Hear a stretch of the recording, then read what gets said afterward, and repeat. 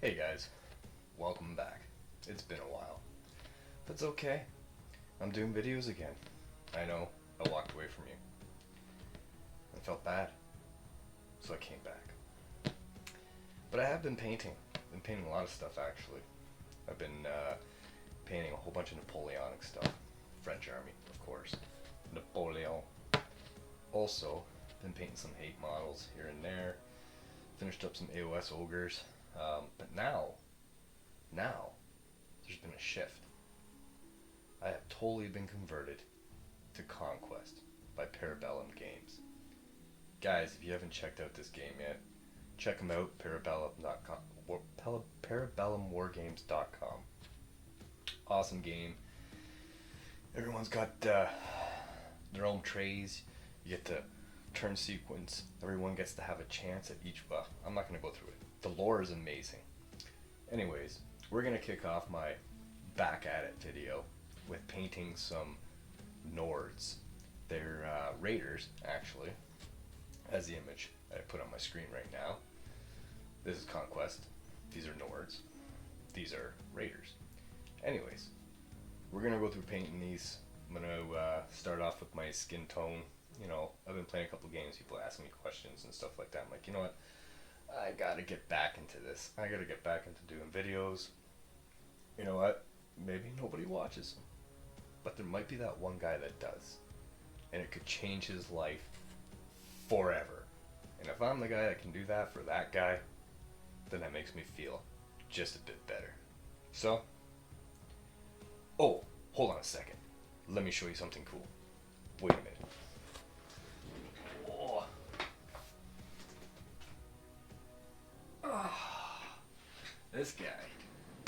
This guy was painted in PaulyBones studio. That's Conquest. That's a giant. We are gonna paint an ice giant too. We'll do that together, me and you, on the screen. This, I wish I showed you how to paint him, but I didn't. But you can get this guy from Para Bellum Games. How cool is this guy? This guy is like, I named him Wallace. That's how cool he is. Anyways, guys, let's paint some Nords. I'll show you what they look like. And we'll start with skin. Thanks, guys. Alright, so the first color I'm going to use is the watercolor sold through Para Bellum Games, like I talked about. You're probably going to see half of my head through some of this video, and yeah. But I'm going to put some on my wet palette. I'm going to put a lot because I got 12, but you're only going to see me start one. And I'll show you what it's like to do the next one. I always add water. This paint's actually a little bit thin. It's not thick like Citadel or Vallejo, but I still add water. I have to add water to every paint. I don't know, even if it's thin, then you know what? I do 2 coats, but I have to do it this one. I will be using One Happy Choice paintbrushes. Very cheap paintbrushes. You need a pack about 50 of them for about 25 bucks. Amazon, check it out. You got flat brushes, size 1, size 0s. You know, I just use the size 1s because it's a bit of a longer bristle. The size 0s, they got the same point on them. They're the same brush, except the bristle is shorter. So I just use that one. Anyways, clean the brush, clean it back, do the twist, you know, the whole thing. So anyways, that's there.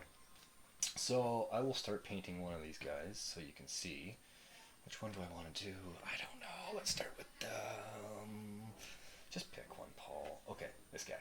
No, I don't want to paint that guy right now. Let's do this guy. This guy looks like he's got an eye patch on his head, and he's like, hey, paint me right now.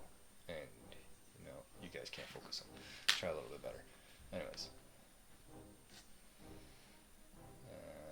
There you go. Yeah, oh, there's some flashing there. God damn it. Oh well, whatever. Who cares? We're gonna paint this. So, I'm gonna take my brush, and I'm just gonna start applying this to the flesh, or to the skin part.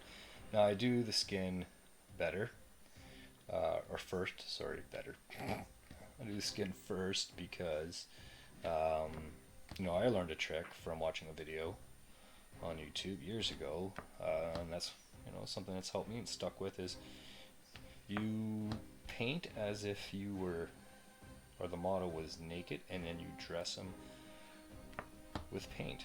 So you start with your skin, and then you would do possibly your hair, but you got to be careful because you gotta, what you're dry brushing, what you're not dry brushing, things that you're gonna be okay with accidentally hitting if you are dry brushing, or if you're layering. But I have started painting this, and I'm not going to bore you with a huge 3-hour video on one miniature, so I will stop it now, and I can't stop, just gotta keep on painting. The brush controls me. Anyways, stop it here. Right, so I'm starting to paint, as you can see. Right, getting that first dark coat on. Alright, I'll show you what it's like when it's done after. Alright, so now that I've got the base flesh on here, I'm going to go ahead and I'm going to give it a wash of Franklin Flesh Shade. So, this stuff will make it pop. I like using shades. Just going to wet my brush. And give it a twist. So all I'm going to do is now dip my brush in the pot. And I'm just going to give it a wash. And this will start defining all the muscle texture.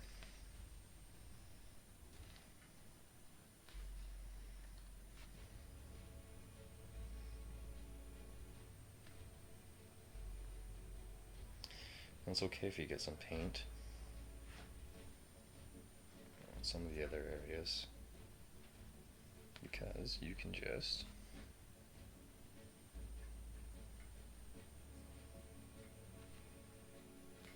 paint over it. This is a really cool game though.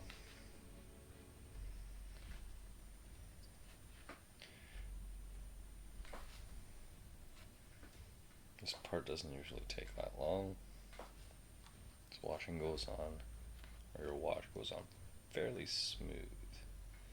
But you want to make sure you don't have too much of it bundling up.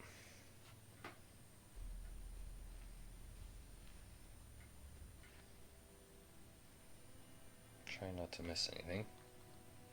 This guy here did do the inside of the mask. I'll have to go back in afterwards, get some excess off of it.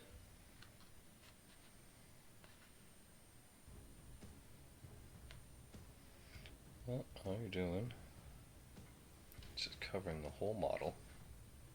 Not the whole model. All the flesh that you painted. And don't forget the hands. I don't know how many times I've forgotten hands. Because especially if they're separated by like cuffs or wrist guards, bands.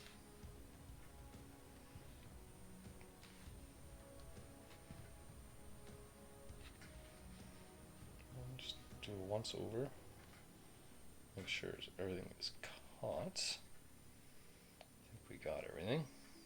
Underneath the neck.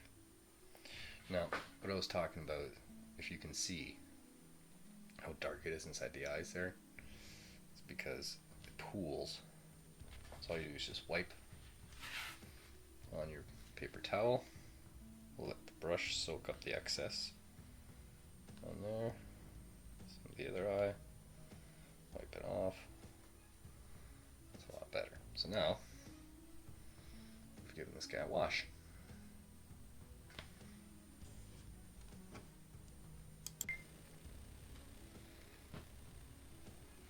Alright, now that this guy is done, see, so we got definition in him. I'll bring it up closer. Alright, we got some definition in him. We're going to start going back over the skin again with the base coat, that Amphitheus, I can't freaking pronounce that, the watercolor, this stuff. So we're going to put some in our wet palette, right?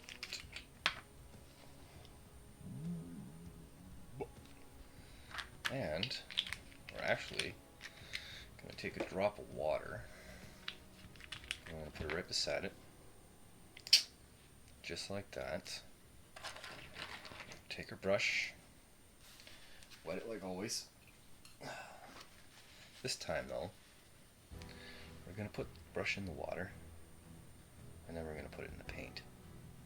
We're going to get a nice smooth consistency. We're going to twirl our brush around. Right, now, we're going to take a little buddy here.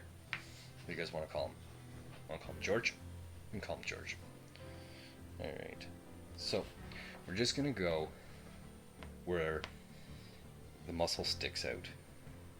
We're just going to go over it again. Right, just a little bit like that. And we're going to start building a base up.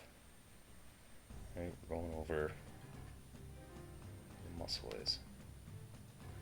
Right, don't go over the indents where the wash came in, because it's the whole point of the wash. You know, a lot of these models, they've got huge definition, muscle definition anyways. But you can see what I'm doing. I think you can see what I'm doing. Right, I'm just going in, giving another coat, right, following the fingers in the hand. Doesn't take much. Right, a little bit again, and then try and get there in there a little bit with the neck, and the chest bone. Not chest bone. What the hell is that called? Whatever. Collarbone. Thank you. Thanks. What do you call this guy? George? George Clooney? Hey, George Clooney. Go in there, start doing the face a little bit. This guy's got like a V shape on his forehead, which is interesting. Just gonna go in there, a little bit on the nose, a little bit on the cheekbone. Huh. He's got a dent in his head when I was taking the flashing off. I don't think you can see that. Can you see it? A little dent in the side of his head. Right there. It's okay. We'll say something hit him. That's why he's crazy. I don't even have an ear. I think I chopped off his ear. No, he doesn't have an ear. He doesn't have one on that side either. Anyways, you're gonna follow the muscle definition. Go in there. And it's not gonna seem like a lot right now, but you're gonna start seeing it once we get into the other coats. He's got a big, huge bicep right here. Look at this guy.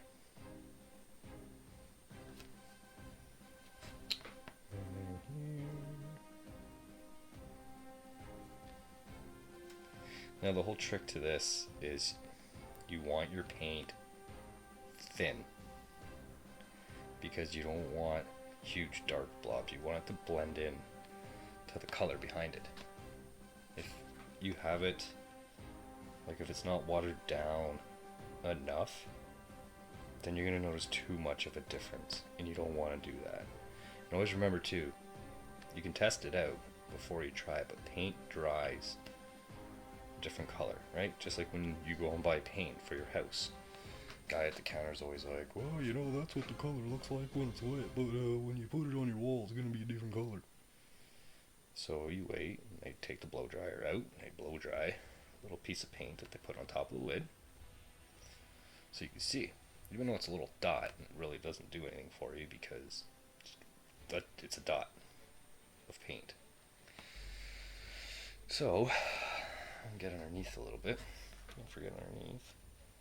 That's good. I think I'm happy with that. Some stuff here we're going to see. Now, the trick to painting, for me, is when I'm painting, try to do a good job on the skin, the face, and the base. The straps, the boots, who gives a shit? That's what we're going to use contrast paint for. And you'll see that later on. Right? The medals, the swords, the weapons, get them to pop out a little bit, the face. But like the stuff no one really looks at, like who looks at the boots and the belts? However, stitching, that's a different story. You want your stitching. Anyways, let's do a little bit more right here on the inside and there. So we just went over it lightly, right? Just clean it up a little bit. And the next stage, we are going to use Acadian flesh tone. And then we'll keep on going. After I do another lobbing.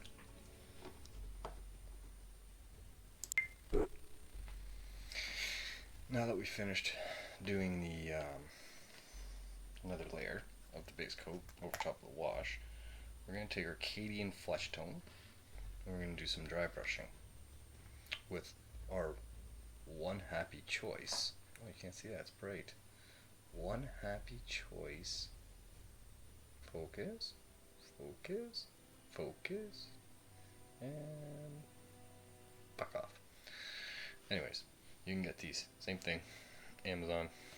You can dip your paint in the pot, and then dry brushing, you're going to take a paper towel, try and get as much off you can, right? Saturate it just a little bit. Put stuff on it. Now that we got this off, we're going to take our miniature. Right, and we're just going to dry brush in there.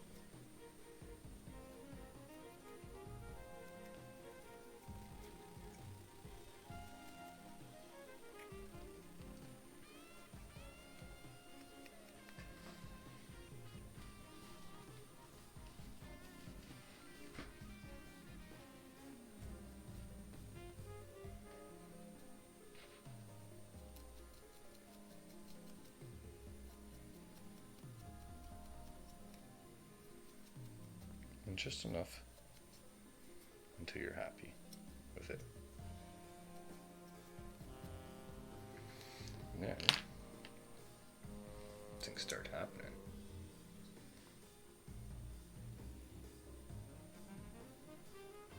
Right? The collarbone. His face starts looking evil. Right? He's coming along. Still got one more color to do.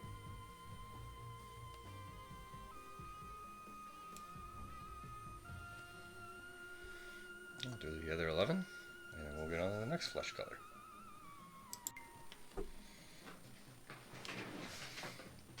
Alright.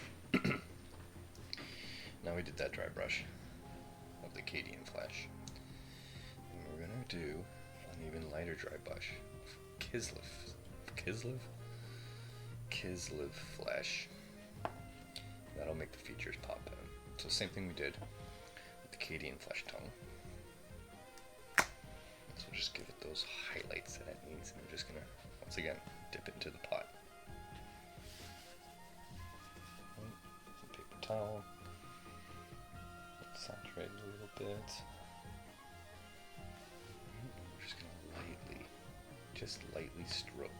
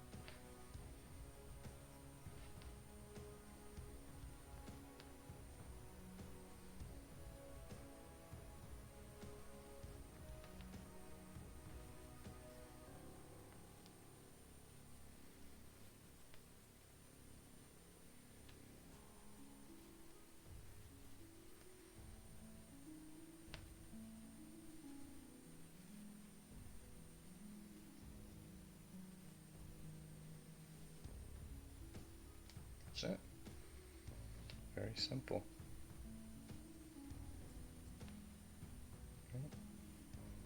Keep on the arms dark. You can see, get in the face. Right.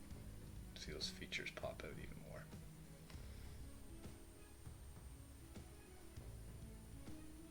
Once I get it in focus. There you go. Right, just giving that little tad of a highlight. And that's it for the flesh. I'm going to paint these other 11, and then probably tomorrow or another day we'll get into the fur.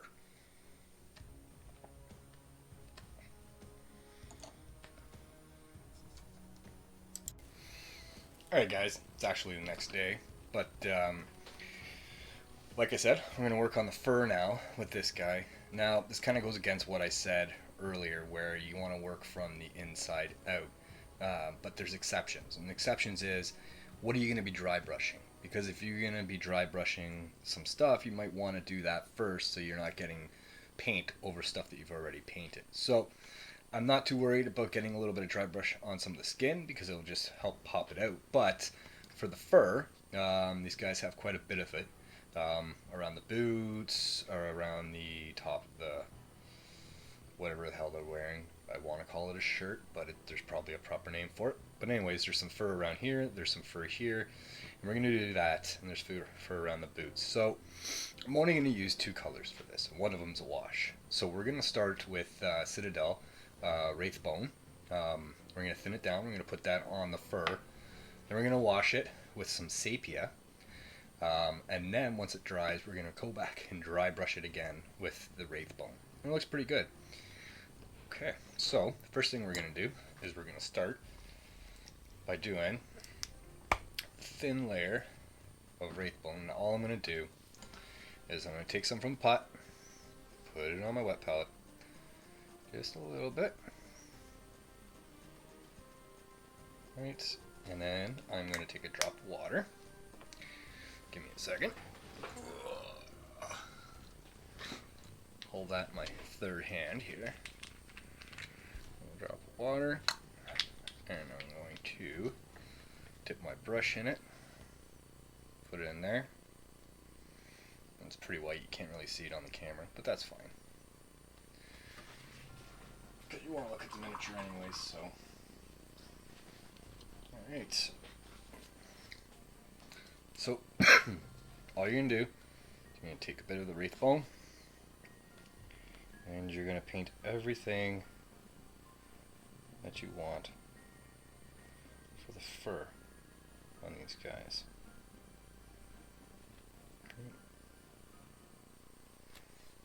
And you're going to let that dry. And afterwards we're going to go and give it a nice wash and then a dry brush. So make sure you get all the fur on there.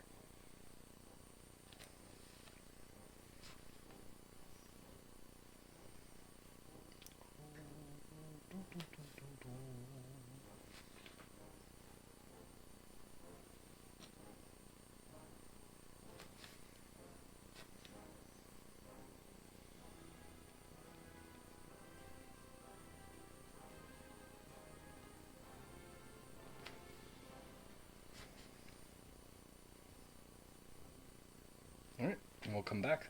I'll show you what it looks like when I've got all the fur on. Or all the fur painted. Alright. Now I finished painting the fur with the Wraithbone. You could probably tell a bit of a difference. It's kind of like white. It's just like an off-white, like a yellowy white. Anyways, now that that's dry, you're going to take your sepia. Right? Give it a shake. Shake it all about. Always wet your brush. Give it a spin on a paper towel. Make a point with it with your lips. I do that. You don't have to do that. Alright, people say it's gross, but it works for me. I've been doing it for a long time. Now you're simply just going to go over all the spots that you painted for the fur with the sepia. Same thing that we did with the skin, right? You can give it a wash. Now, for this guy, it was around the chest, top of the, I guess it's kind of chest armor slash shirt. There's a name for it, I don't know. If you guys know the name for it, do me a favor and comment so I know. Alright, and just be careful. You really don't want to have the sepia bleed into the skin or become part of the skin. You do want to have enough of it to go to the edges though of it. You don't want to miss anything you painted, unless it kind of looks off. Under the arm. Now I did this. We'll do this all together. Show you where I painted. Guess you won't be able to see. Underneath the armpit. There. So I did the chest. Then I did the. Oh, see, I almost missed a spot up there. It's because I'm talking to you. It's your fault. Anyways, I did the loincloth. The outside of the loincloth, anyways. Because that's got some fur on it. Right. Let's get in there. Now it's dark now, but we're going to lighten that up when we dry brush it afterwards. Now this part's tricky. I get in between the legs and at the back, because yes, there's some loincloth showing back there, and no one's going to pick up your, well, they might. Not very many people will pick up your miniature and see if you've got the back end of the loincloth. They're going to do that to see how tedious you are. I'm tedious. But anyways, then we're going to do the bottom. Oop, we're going to do the bottom of the armor slash shirt slash. You're going to tell me what it's called in the comments. Base flip. Ooh. We'll go all the way around. Just like this. Now some of these guys have wristbands that have fur on it. The one I'm painting right now, in this example, doesn't. But the ones that do, don't forget them. Don't miss them. So that's that. And then I did. Then I did the boot. So the top of the boot, it's got some fur on it. So that's my son in the background playing Fortnite, if you hear him. It's just new release, and he's pissed off because every time there's a new release, they give him free V-Bucks. But there was no free bucks with this one, so he's like, what the hell? What's going on, you cheap bastards? So, if you play Fortnite, you understand. I don't play Fortnite. I can't stand Fortnite, to be honest with you. But you can get the top of the boot. And at the back of the boot, bottom, in the sole, there's just a little bit there. As if like the strapping is strapped over the fur. Gotta keep the feetsies warmsies. Right? Alright. So there. Now place the wash on the fur. On him. I'm gonna go and do the other 11 I have right over there. But well, your guys should look like this so far. Right? Getting there? He is getting there. Well, he's gonna kill some people. Alright.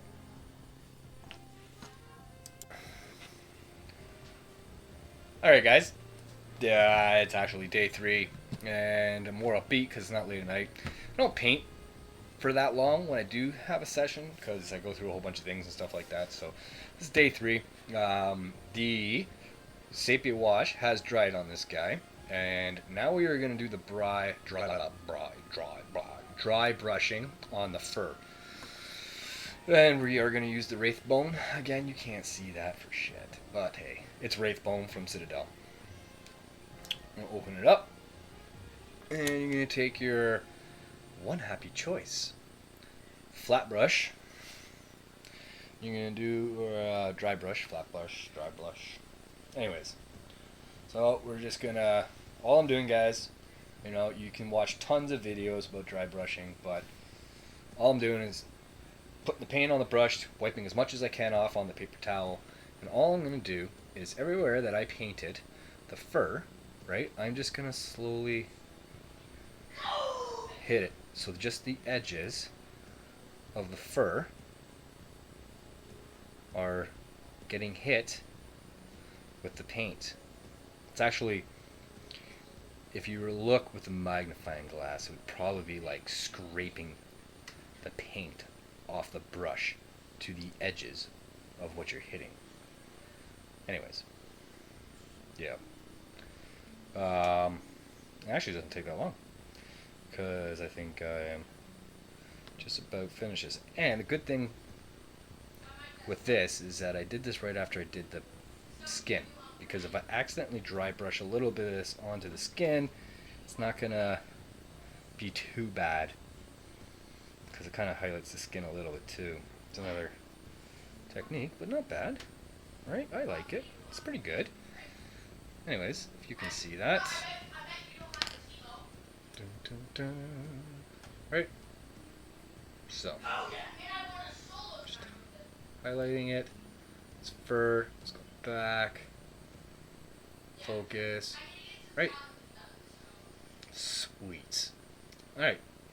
So now that that's done, I'm going to do the other 11 that I'm painting. And then when we come back, we will start doing the beard, facial hair on the head. Alright. Alright. Now we're going to start with the beard. So we're going to use 3 different browns, well, 2 browns and a wash for this one. We're going to start with German Pale Brown, which I have in my wet palette right now, from Vallejo. And then we are going to wash with Agrax Earth Shade from Citadel.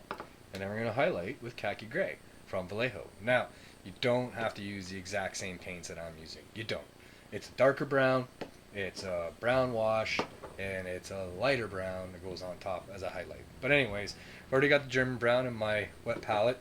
Got a drop of paint, drop of water, which you can't see because my light's pretty bright.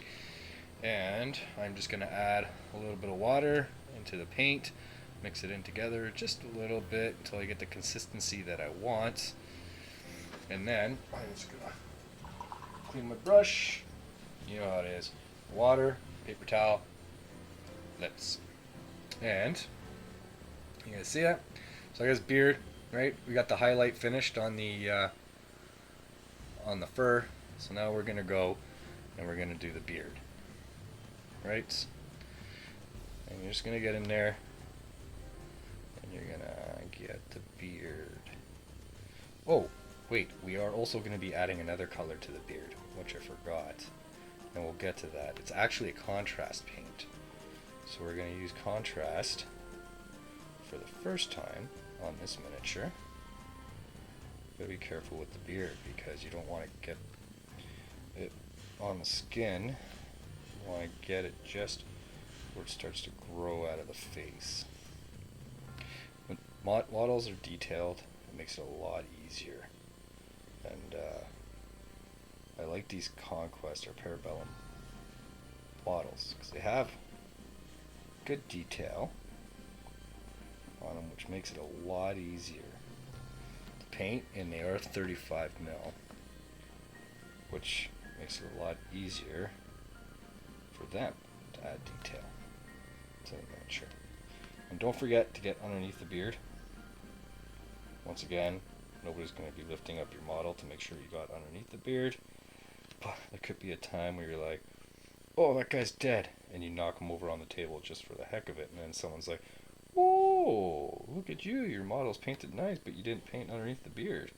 And you're getting embarrassed and shit, and you're like, well, you know, Anyways, you want to avoid that. Plus, you get that feeling of completion, right? Knowing that you got underneath the beard. Like, you gotta get underneath the beard. Come on. I have a beard, and when I trim my beard, I don't forget to trim underneath my beard. That's the most important part.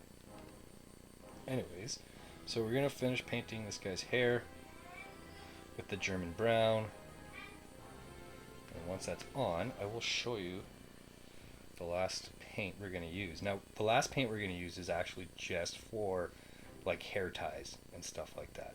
And this guy's got 2 of them on his face.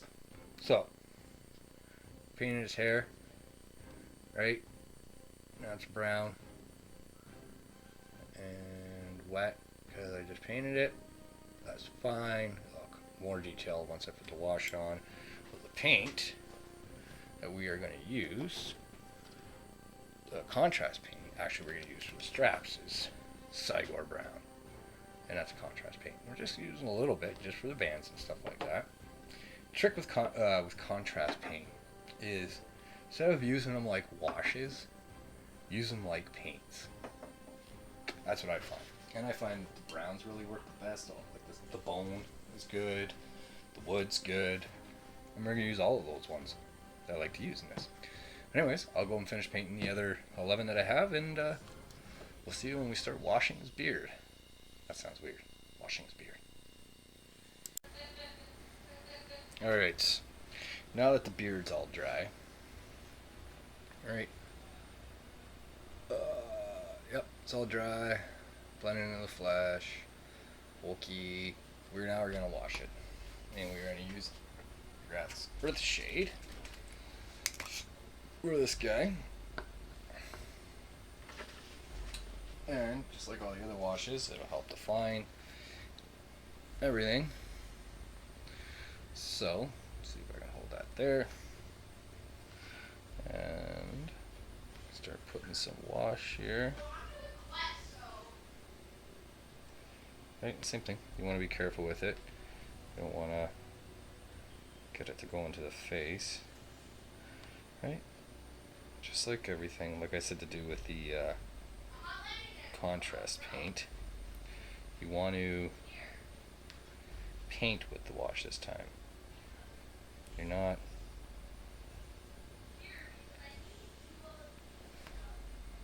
letting it pour all over the place. And yes, I'm getting underneath the beard.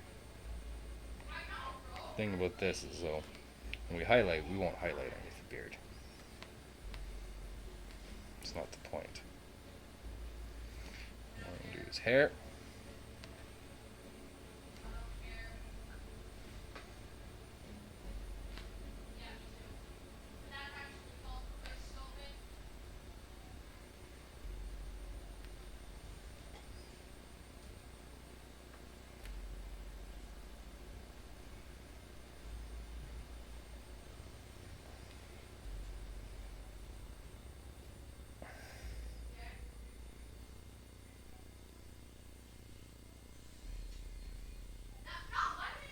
There we go. Just a little bit more here. I'm gonna let that dry, and then we'll do the highlights on it. It's wet right now, but I'll show you what it looks like when it's dry. See how it darkens it up? It's too wet to notice right now, but we'll let that dry up. Okay. Well, actually, I gotta paint the other 11, so I'll keep that open. Alright, so now that the wash is dried, the Earth Shade, we are going to do some dry brushing on the beard. Now, I either do dry brushing or sometimes I just do layering, depending on the beard. If there's a lot of braids on the beard, like,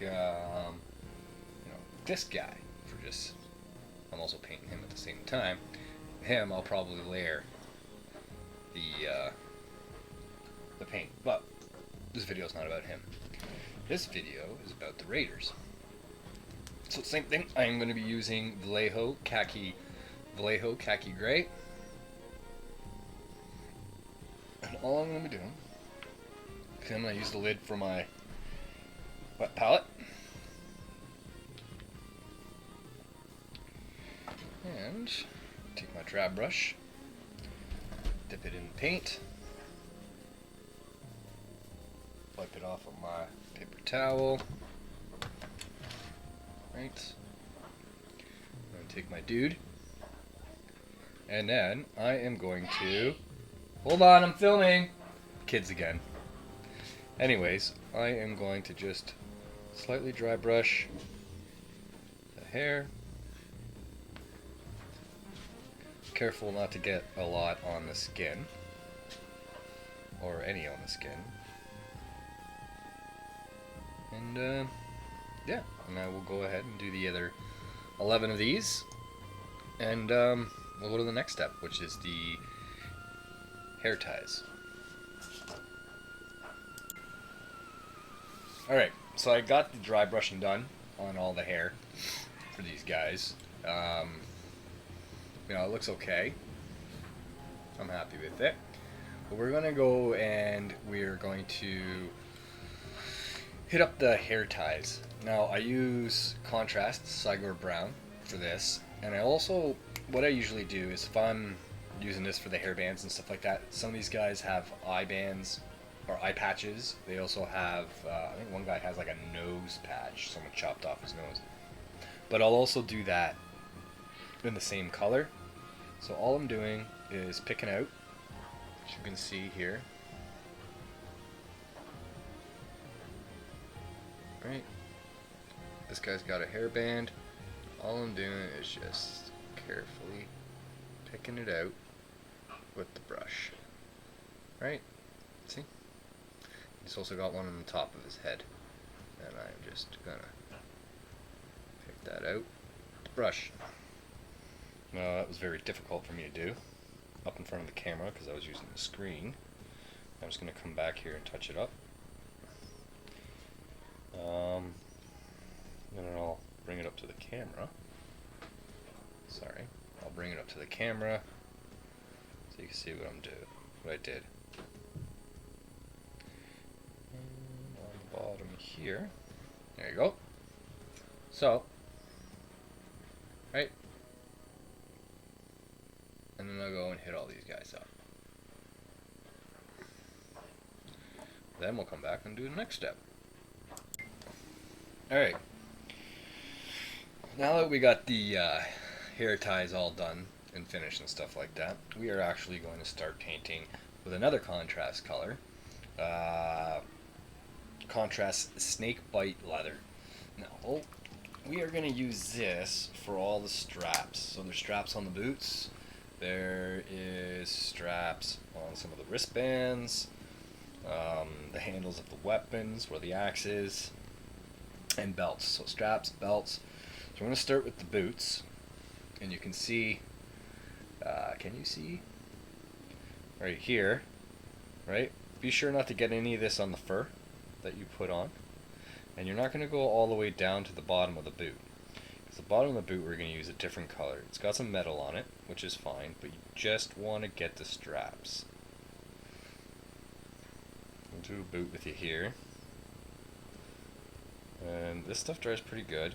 So that's the thing about contrast paints. So when they first came out, there's tons of debate about, oh, contrast paint is cheating, and contrast paint is not cheating. It helps those that are just starting out to paint. But I mean, to me, I don't think they're cheating. I think they're great paint. They're like washes with more pigment, right? I think you still need to use them as paints.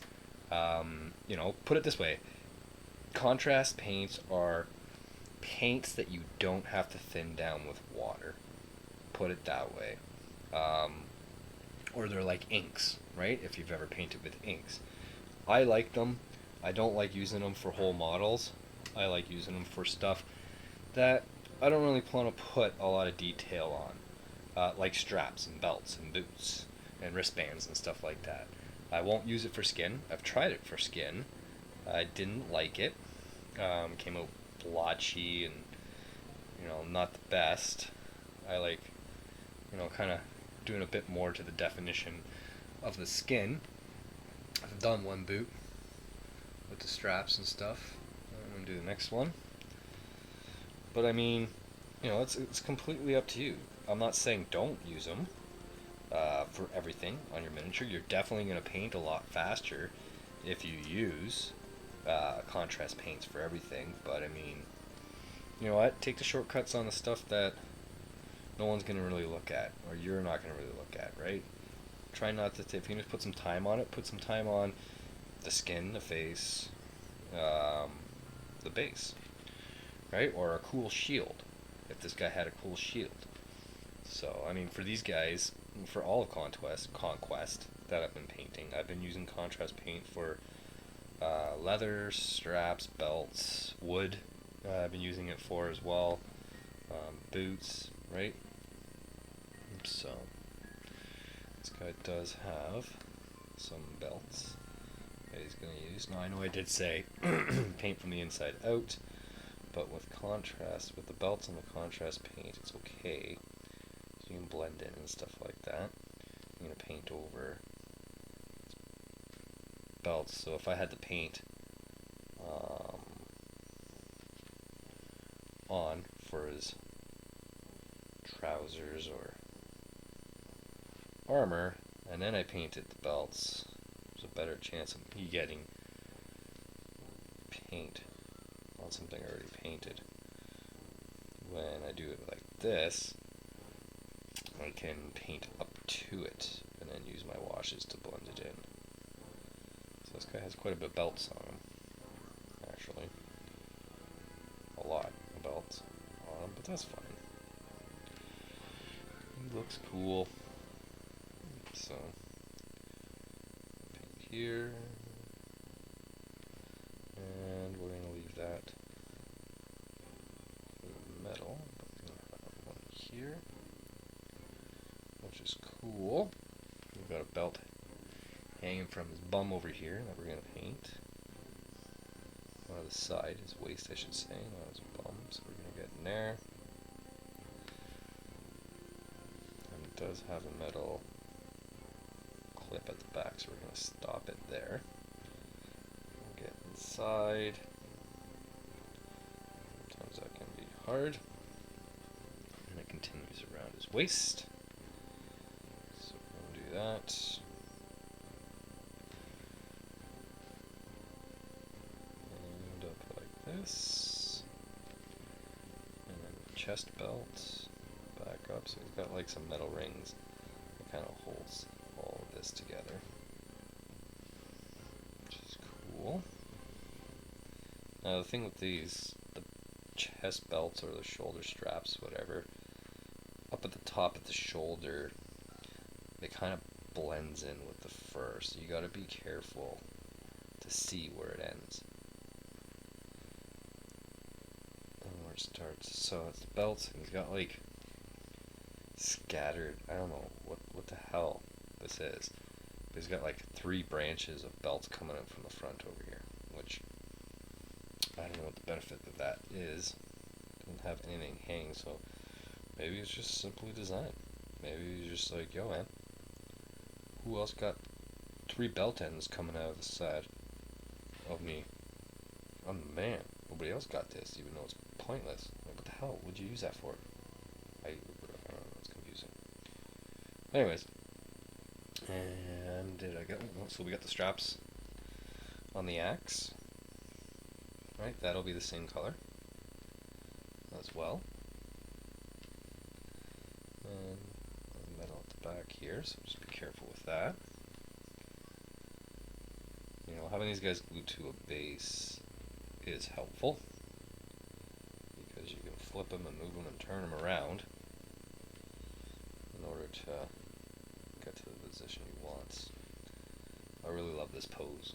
This guy's like He's ready to jump off a cliff or jump off something and just whack somebody. Like stab and slash. It's a cool raider. So I've done the axe, and there is, so he does have a wristband.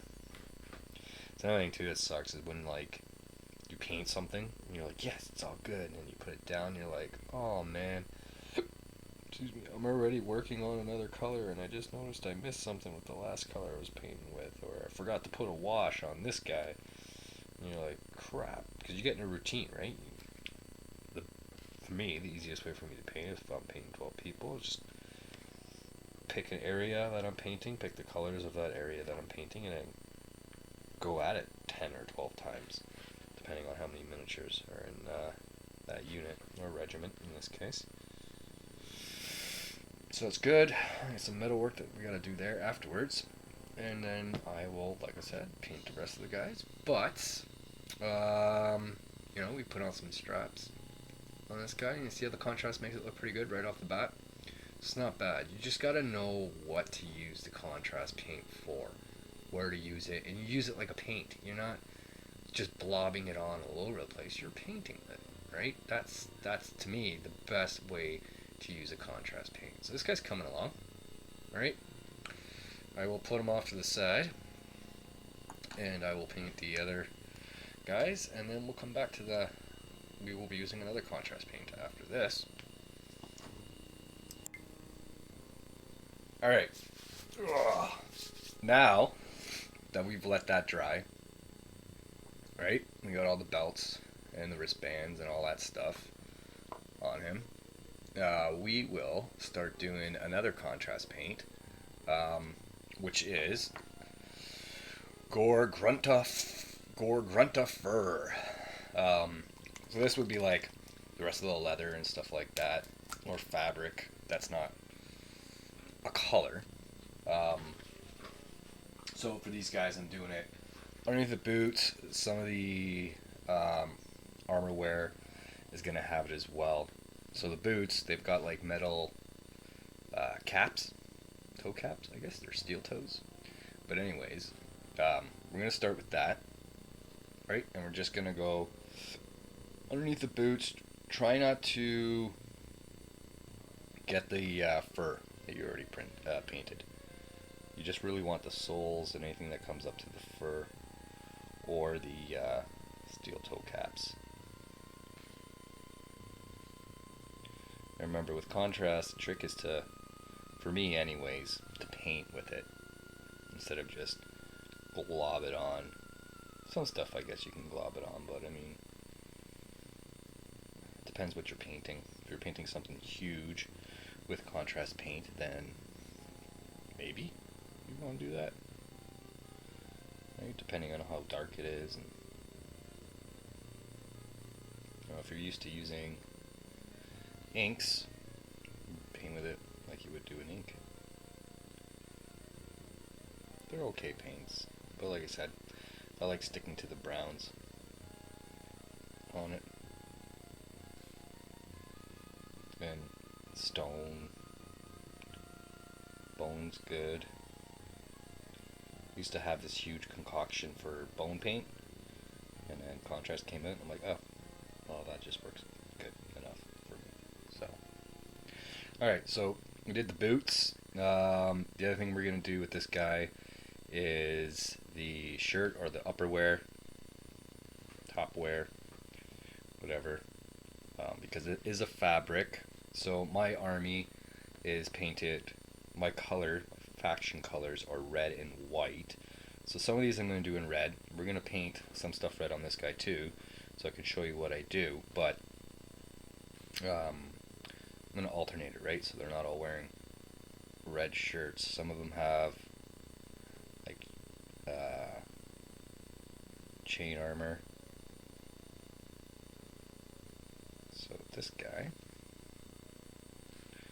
we are just going to do this, and he's got what I love to paint the most on miniatures is stitching, and we'll get to that a little afterwards, but I love painting stitching because it like just makes a model stand out. I'll show you how I do that afterwards. But we're going to paint over the stitching. It's the easiest way I find to do stuff that has stitching on it. Now with this guy, you got to be careful. They've got like loops, and that's what connects all their belts, like metal loops. So you want to get inside that loop with the same color of what it's on top of, what you're painting, and then you can paint the metal afterwards. Go around to the back.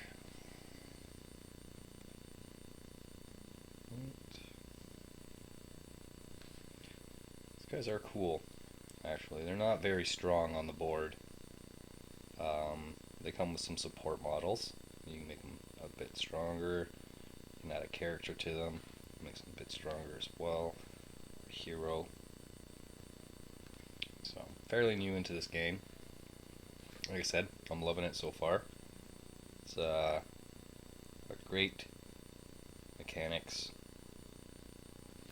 and it's very easy to learn, which is good.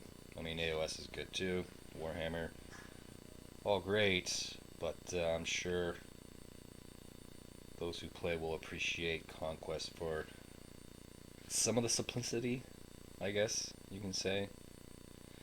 I have a feeling it will get a lot bigger. One second.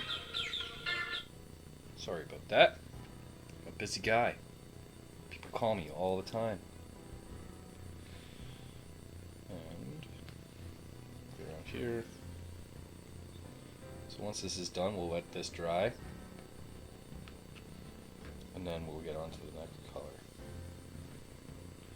Just be careful with your brush placement. You don't want to paint over something you've already painted. You could go back and fix it, obviously, but to save time. I think I got everything I'm going to paint with this contrast on him. I'm going to keep the pants in color. But anyways, so he looks something like that so far. Right, he's getting there. And then I'll see you in a bit. Let's bring that up a little bit. Right, he's looking pretty cool. I like him so far. He looks mean. Alright, put him down. And we'll see you on the next color. Alright, homies. So, now that we've got all this finished, right? We are going to start working on all the wood stuff. So, wood, we're going to use two things. One for most. But we're going to start with using the contrast paint Wildwood. I paint all the wood.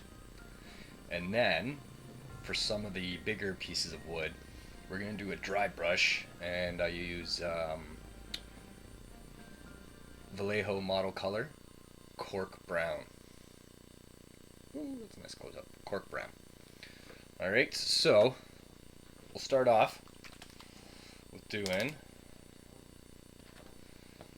Now, the only thing really that has wood, what we're going to do for these guys is we're going to do the axes. Some of their handles will be wood. Right? Some of them, they're all wraps and straps and belts and all that stuff like that. So we're going to do the handle of this guy here. The wood. It's got like a metal thing at the back. Don't forget the tops up here of the axes. It's okay if you overdo it, because you'll cover that when we go over with the metal. Now I'm also going to do sword sleeves. Some of them have axes hanging from their belts, but I'm going to do the sword sleeves wood too, with the wildwood. There's a lot of earthy tones in these guys. That's okay, it's just trying to plan how to separate them all out. With, different shades. And then, we don't have anything else that is brown on this guy. Or, sorry, wood. So we're going to paint wood. So we'll leave that to dry. I will do the other one, the banner for these guys have a lot, so we'll do that. I'll wait for that to dry. Right, so I did the sleeve, the hatchet, axe. Right, we'll put that guy down, and we'll see you on the next stage. Alright guys, so the model I've been painting with you guys doesn't have much wood on it. But I will pick another model. So we're going to dry brush on the wood. So here is the model, right? I mean, he's got a little bit of wood there, a little bit of wood on here. That's about it. But in order to show you, the best way to dry brush on this wood, I'm going to get something a little bit bigger for you. So I'm going to use the cork brown from Vallejo, right? Cork brown, same thing. I'm just going to stick a little bit of paint on a palette here. And you can see me already dry brush a little bit, so I'm just going to dip the brush a little bit, put a little bit on my paper towel, right? And then I'm going to take the standard bearer. He's got a lot of wood on him, and just gonna go and dry brush in there. Right, trying to catch the bark as best as you can. Right, it's got some here.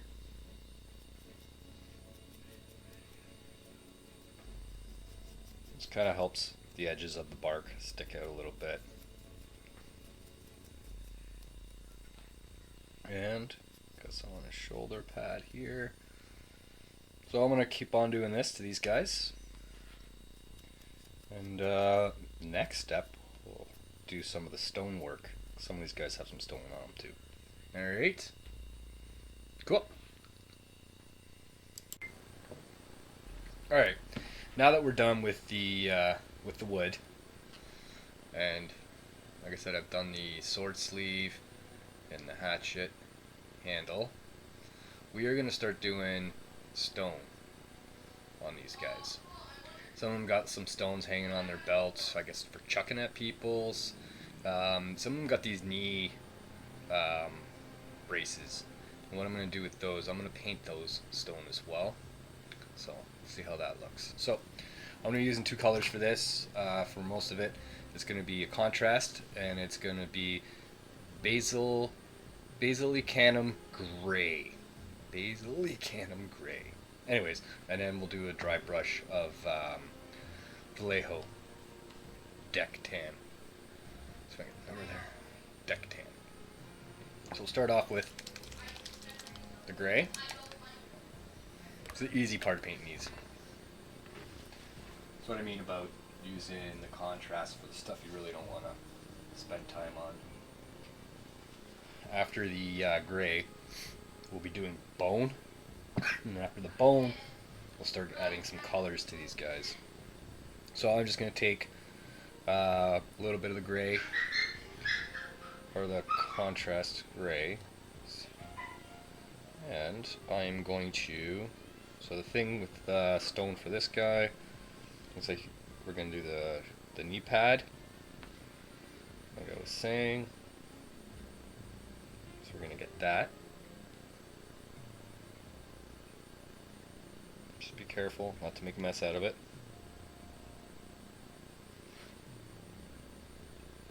Back there. Back a bit. And then it's got a little bit here. So we're just going to put that there at the front. So that's it for this guy. Some guys have more than others. That's fine. If you get some excess, just, soak it up with your brush, right? And wipe it on your paper towel. I think we're good there.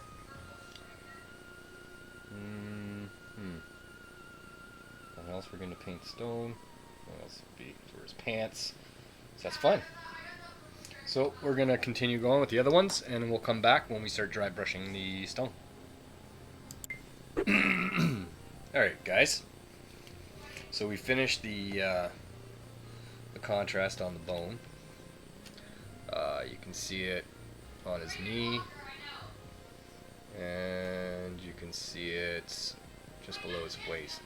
So we don't need much paint for this. We're going to do the dry brush of the deck tan, and you're just going to add like hardly any, because you got to be very careful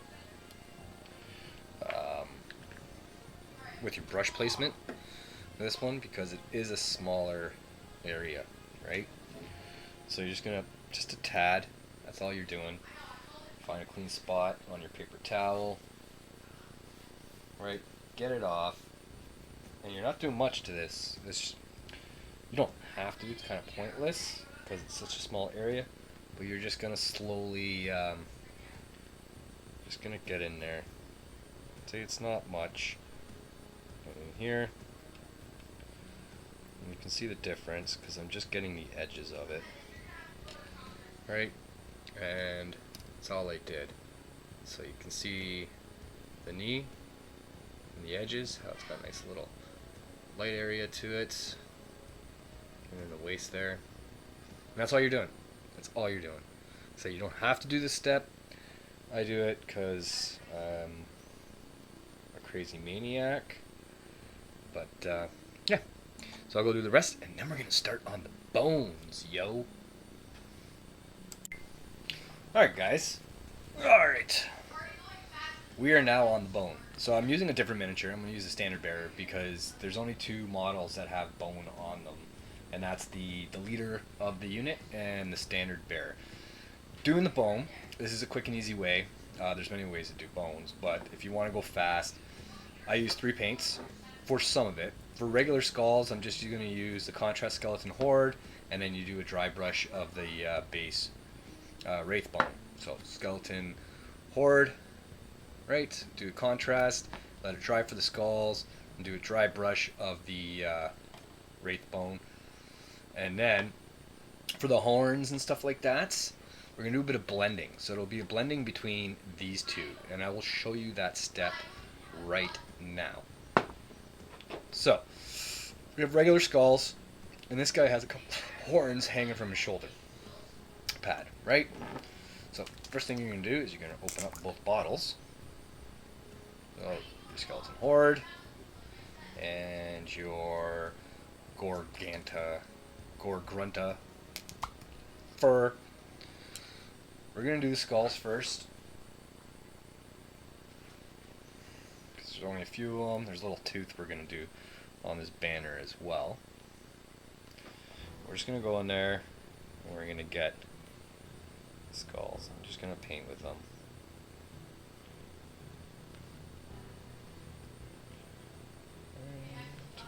It's good. I mean, it's so the other way of doing it is like kind of like how I did the fur. That's one way where, you know, you paint it wraith bone, and then sepia works. I use, so I don't do it with GW sepia. There's an ink you can get. Maybe one day I'll do a video on doing more of a realistic bone.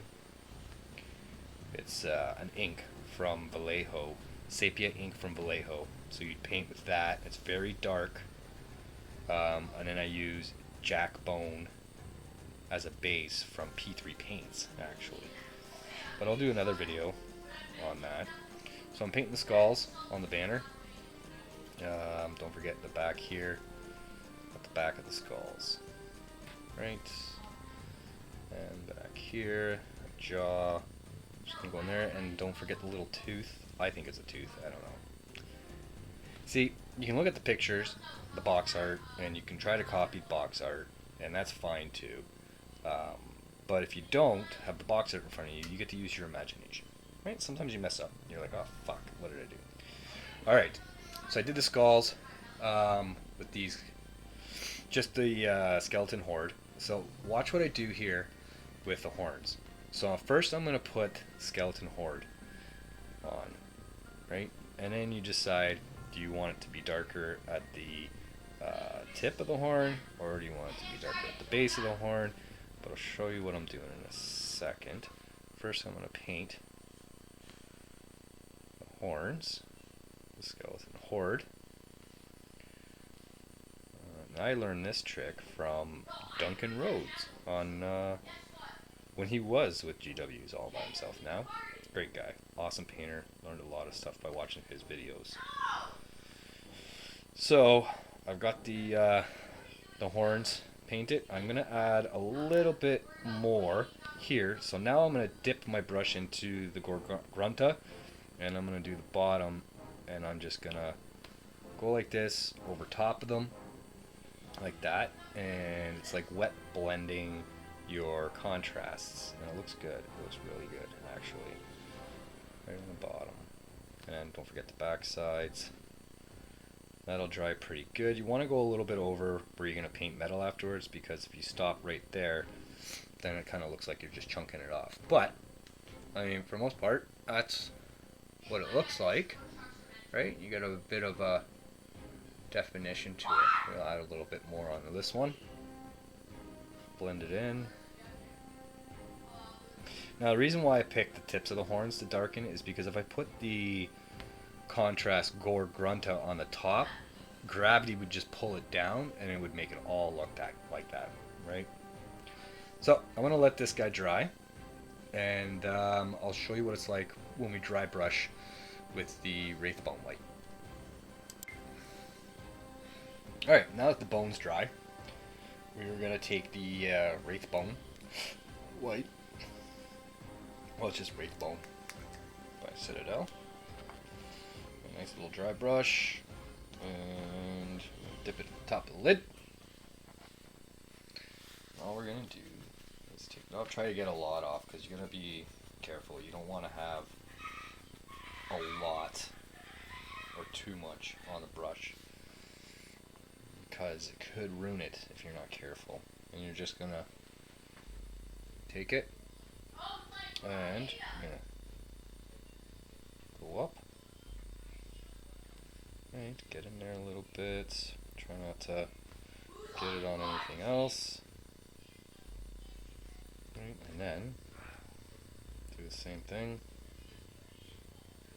The horns. Right, at the top. And then maybe a little bit in the back here.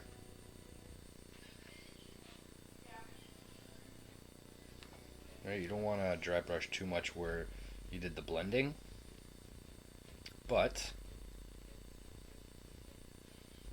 if you're careful enough, it should be good. Oh, and don't forget the tooth. Right, the back. I think it's a tooth anyways. Could pretty much be anything, but alright. Maybe a little bit more here.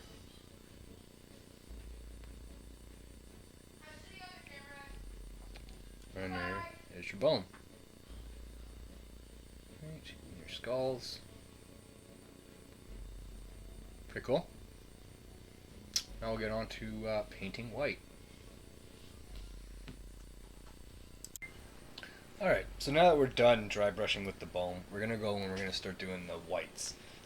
So for these guys, their trousers are going to be white. So what I'm going to do is, the first thing I'm going to do is give it a nice clean paint with Vallejo Off-White. Once I'm done with that, I'm going to go over it again with some contrast. Apothecary White, I guess it is. Anyways, so it's like a gray, cold white. And then after I'm finished with that, we'll probably end up going back with a slight dry brush, or maybe we won't even, just a little bit of highlight on some of the stuff, depending on what shows once I put the contrast on.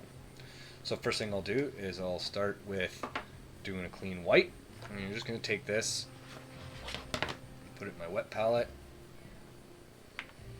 drop it anywhere, there, and then we're going to add a little bit of water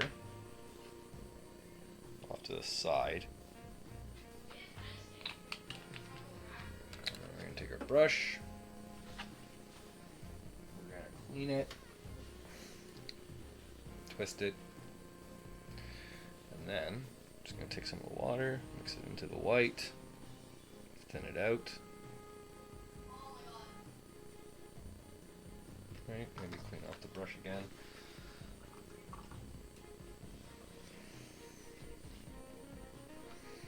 And everything that's white, just the trousers, we're just gonna go over. Right, so it'll help clean it up. Of course they're still here. Why are you still here? Why are you still here? You shouldn't still be here. Idiots. Just getting there. Don't worry about the background noise. My son playing Fortnite. Alright.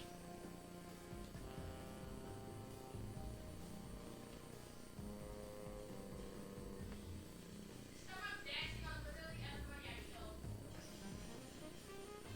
Yep. So that's that for that one. They're dead. Why should I?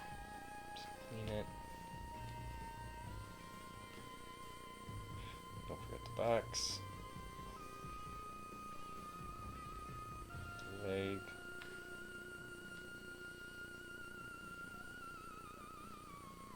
Why? And I'll just go and I'll finish this. And then we'll come back when we start using the contrast for it. Okay, see you in a bit. Alright, now that we've got the white finished, we're going to go over it with the contrast.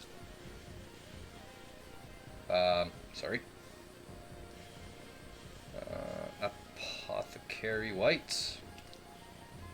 Forgive my pronunciations. So, everything that we painted white was the pants, trousers, hard to see because of the bright light. But we are going to go in there and we're going to start putting this contrast over it. Now it goes on a lot darker than when it dries. And I like it. It's a very easy white to paint.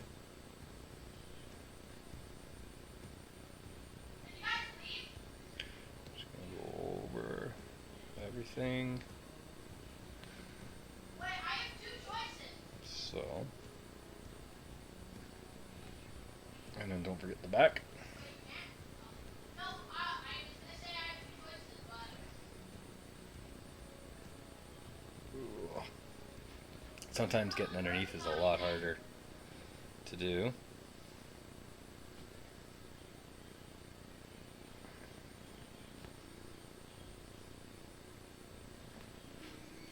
And once you get all there, you just gotta wait for stuff to dry. So.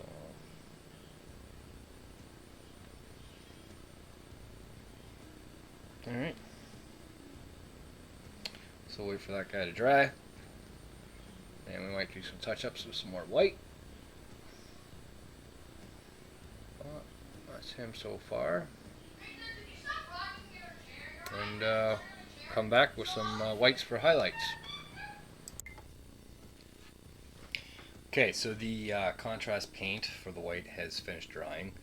Now it still looks pretty white. We are going to give it a light dry brush around the knees and stuff like that to make it brighter. We're going to use the Off-White by Vallejo. Off-White.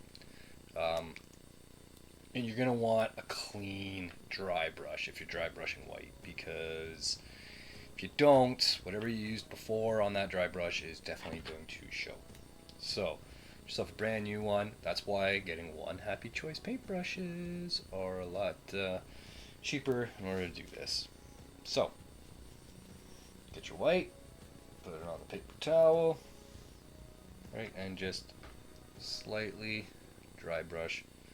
With this guy, we'll do his knee, right, and that's about it. Just hitting the recesses, or hitting, not the recesses, the bumps, curves on this one. That's really all it is. Right. We should be good for this guy's knee. So it's a little bit brighter, which is good. and we'll do the rest. And then, guys, we are going to start painting the red. Okay, now that we're done dry brushing the whites, we are going to go ahead and start on the red. Now, I picked a different model to do this with because the one that we were painting together didn't have a lot of red for it. This one here, I'm painting the whole shirt red and the back. So we're going to go through that. This guy's a cool guy too. We're going to use 4 paints. Well, 3 paints and 1 wash. We're going to start with Vallejo Burnt Red. That's going to be your base. Then we're going to wash with Egg Rack's Earth Shade. And then we are going to highlight with Vallejo Red, and then do a little bit more highlighting with Vallejo Flat Red. Alright, so we'll start with putting a little bit of burnt red on our wet palette.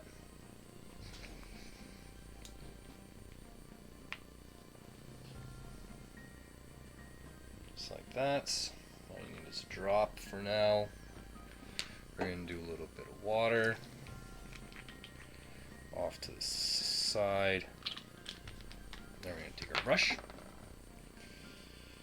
Alright, so we're going to put some water in the red until we get the consistency that we want. So clean off my brush. Let's see for this guy. So what we're going to do for these guys, this guy's got the crotch flap. That's what I'm going to call it here. So those are going to be red on all of them. And that's why I kind of moved the model as an example for the examples, because yeah, I could paint the crotch flap, but that was it on that model. Now you can also see the crotch flap on the back end underneath, so we're gonna have to do that too.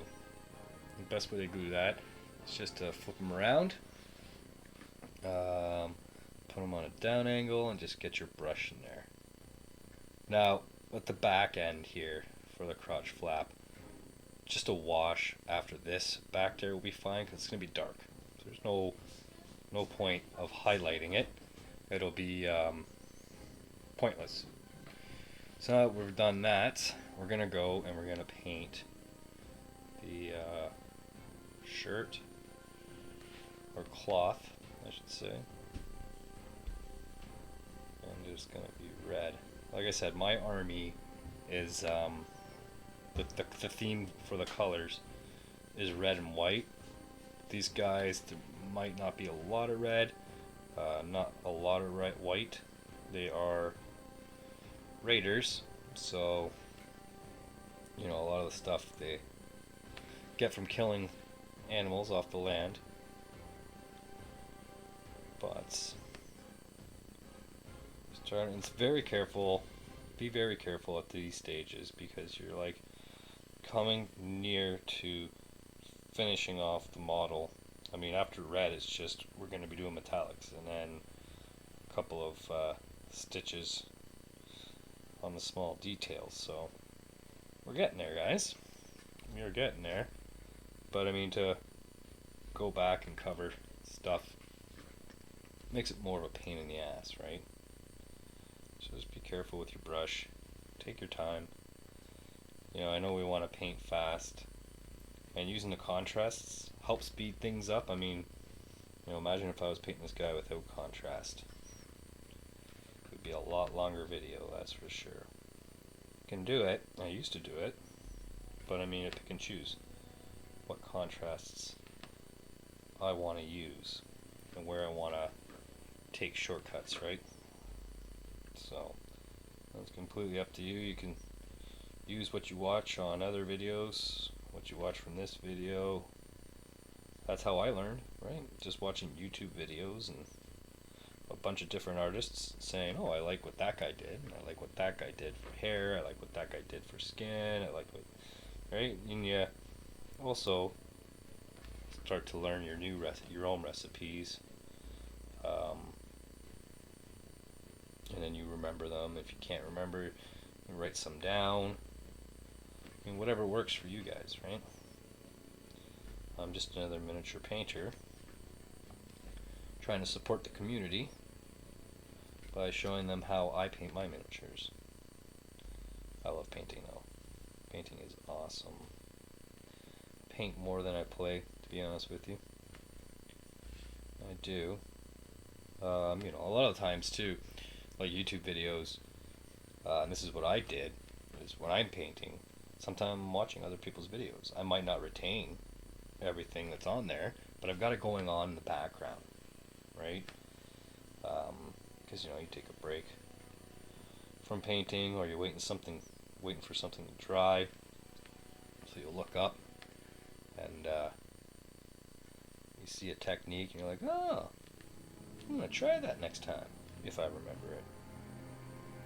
So once you put the red on, the white starts to stand out that we painted for these guys here.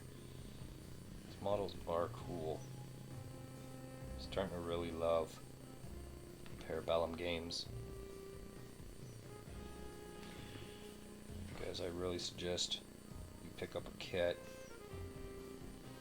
try it out. It's a small community right now, but it's a growing community.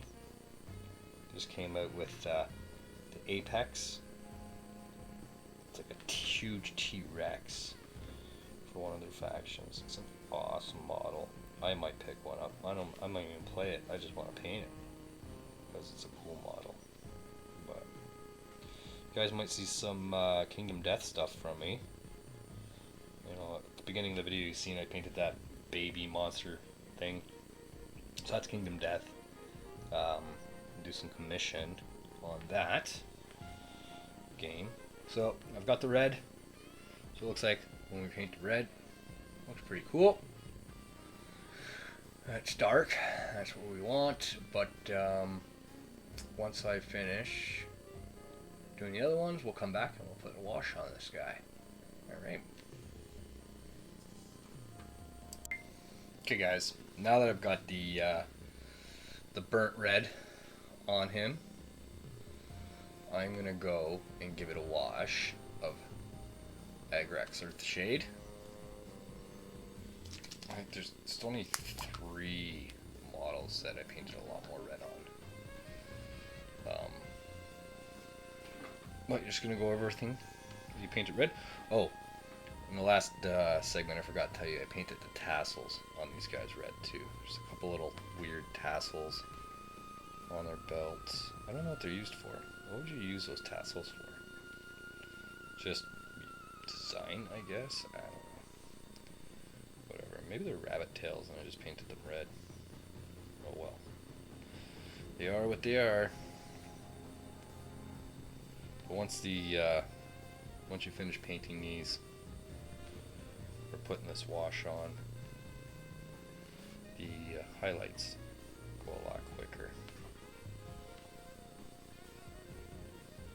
Right, just making sure you're not making a mess, and you're painting red with the wash.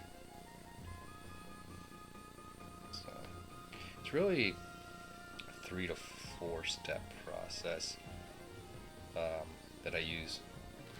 And then what you want to do when you're painting anyways is you want to, just like I'm doing this video, each part of the miniature is a section of the miniature. So, you know, the belts, you do all the belts. The wood, you do all the wood. Right? Some people paint everything with their base color and then come across and do everything with their washes and then do all their different highlights. I like breaking the model out to all its little areas. That's fine. Seems to work for me. But washing is always fun because you like start to see the definition and everything.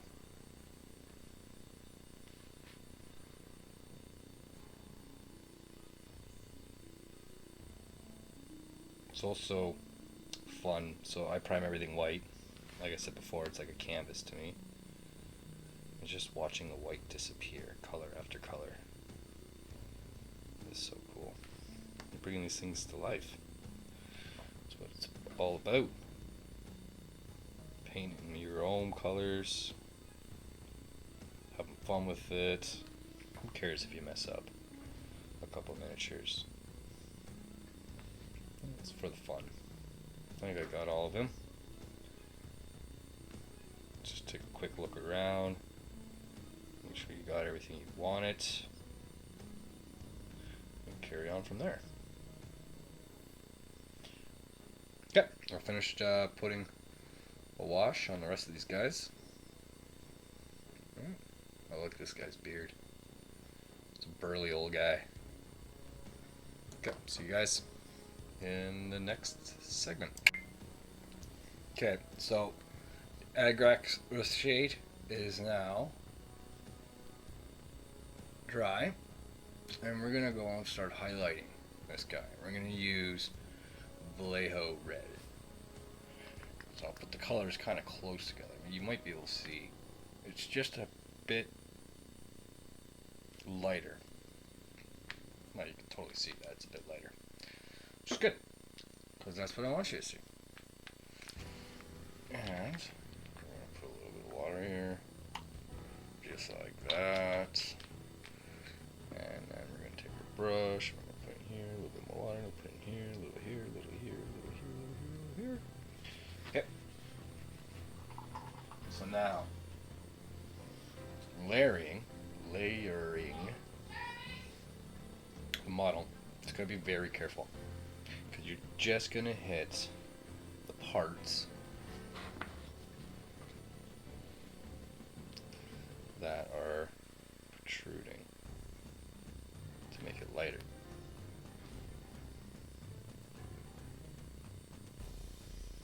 Yeah, just like that. A little bit like here on the tassels.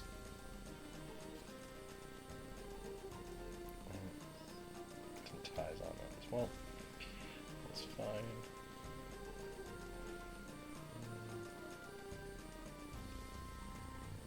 This.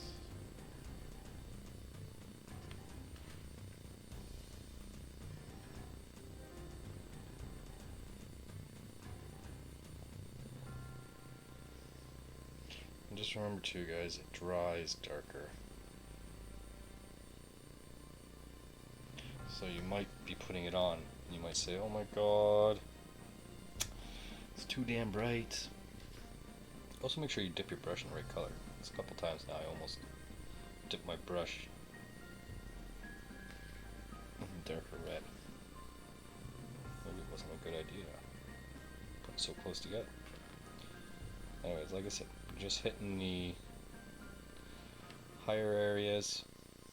You don't want to take away the definition that you just got with the wash, right?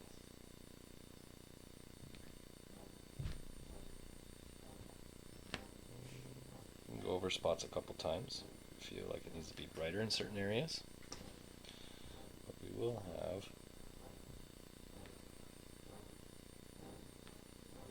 the last red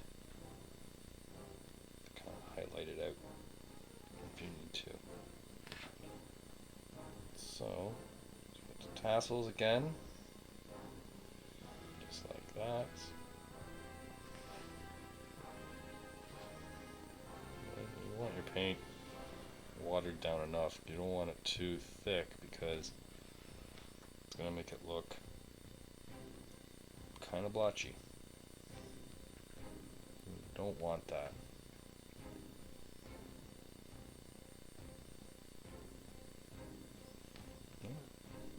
There you go. So he's good. I'm going to another color, so I'll show you.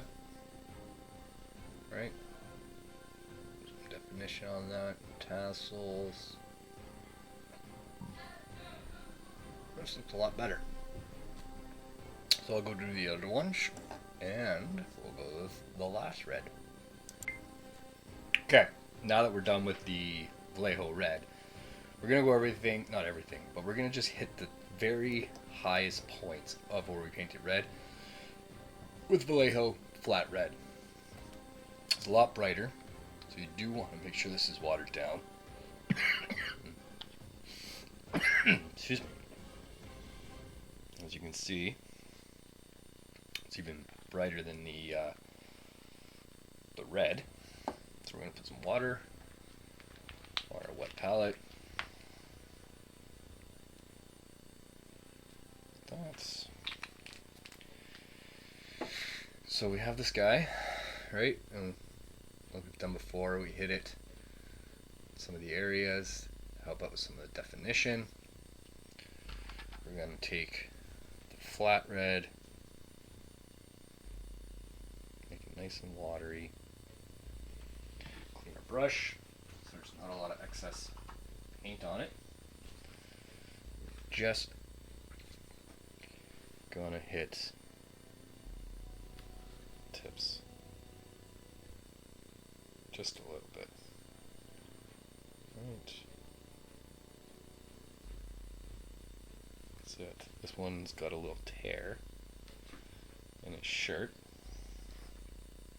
So we're gonna, let's see, yeah, you can see that. Do the edges of that. Just to pull it out a little bit. Right. And then tassels. Just a little bit on the tip here. Up the top. Go around. Just on one side. Up here on the top. Right, and maybe around the edges. Up here. Just a little bit.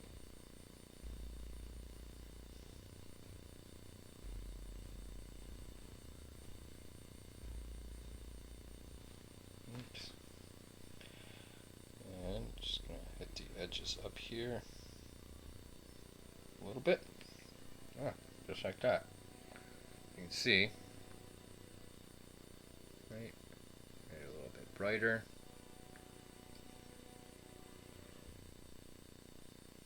And that's the red. So I'll do these. And next, we are going to do the handles of all the swords in a brass. Okay guys, now we're going to start on the metallics. So with metallics, we're going to use two different paints in a wash. We're going to start off with, we're going to do the bronze part of the metallics now. So we're going to start off with Warp Lock Bronze as the base. Then we're going to do a wash of non-oil, and then we are going to do a slight dry brush of Sycorax brown, or bronze, sorry.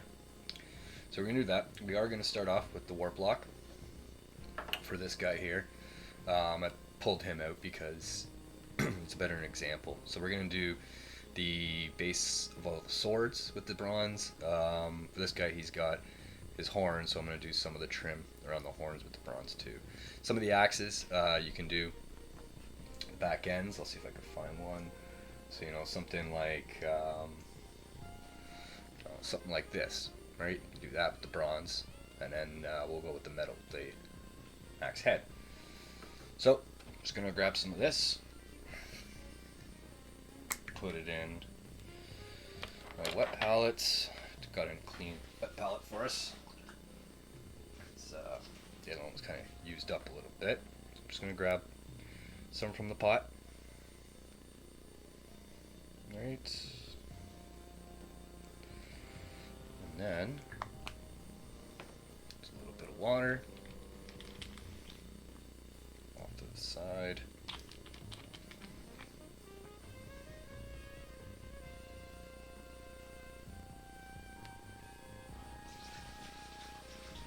Clean the excess off the brush. I'm just going to move this up a little bit. Right, and all we're going to do, we're going to paint the handles with this bronze. I mean, you don't have to limit yourself to the handles, but it comes out nice. You'll see what it looks like when it's finished.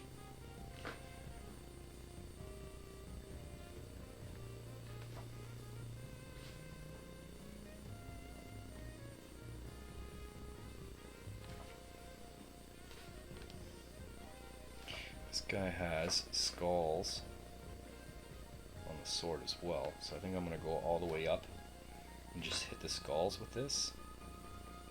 Leave the outsides blade.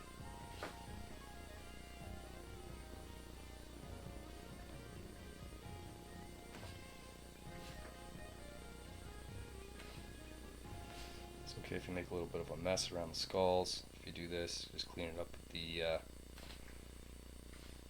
silver afterwards.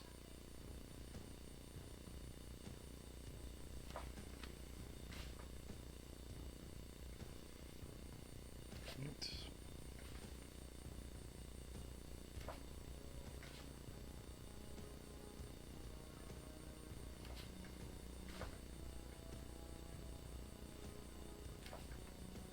It's also all about being comfortable with your brush.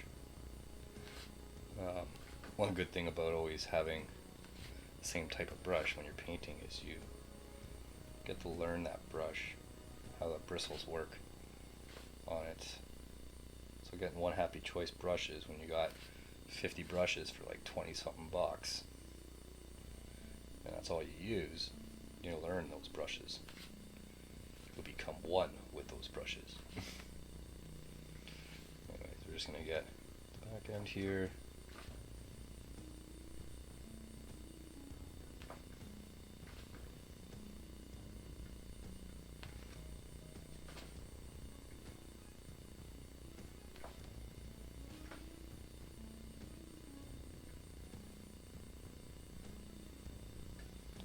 Got it all.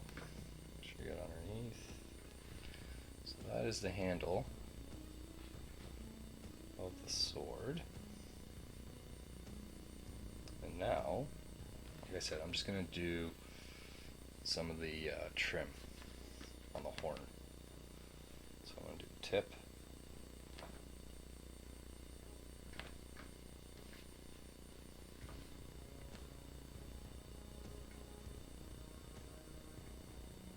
I'm going to rotate it, so I'm going to do like some silver, some bronze. So I think I'll do this one, bronze as well. See, I did the whole thing bone first, and I used that technique that I was showing you with the blending of the two contrasts. I just did the whole thing, pretending that the bands weren't even there. And now I'm just painting over it. Just makes it a lot easier. And there's a thin line here, so I'm going to go very carefully and just highlight it with the bronze. Very carefully. Just using the tip of the brush, gently placing it on the model. That way I don't make a mess out of it. Comes up here. And then, looks like it gets bigger at the back. Just do this. Okay. Alright, so that's it with the base, right? We're going to let that dry, and then we're going to come and give it a wash of Naln oil.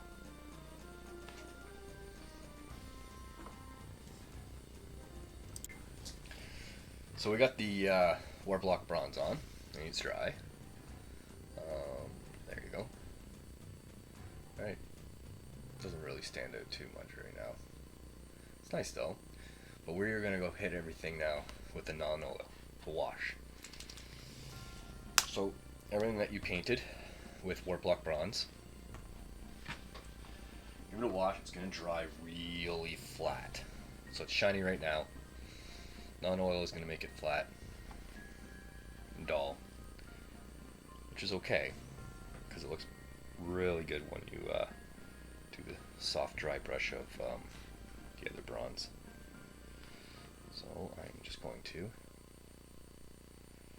wash in there. This sword's going to look pretty sick.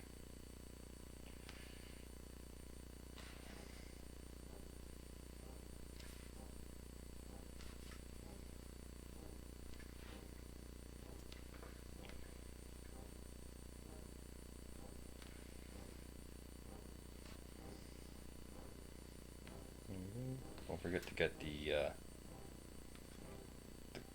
guards, hand guards, I guess, of the handle. And some of them have little swords on their belts. So I did the handles of those, or little daggers, sorry. Boom, boom, boom, boom. Now some of it, like the thin line I put on this guy's horn, I'm not going to bother dry brushing because I'll just make a mess. But I will just hit it with a bit of black wash, non-oil, and we are good, my friends. So there. So now I've hit everything with the black. It'll start drying really dull, and when it does, that's when we'll hit it with a dry brush. So I'll see you when you do that.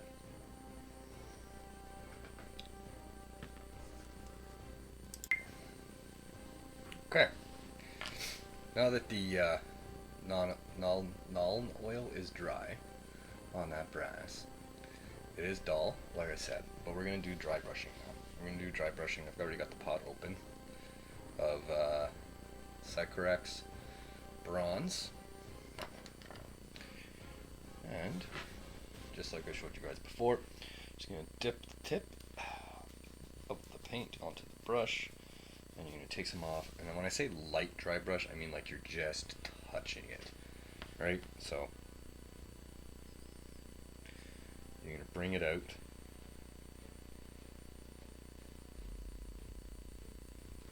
Looks good. Oh yeah. Right. Looking good, guys. It's looking good.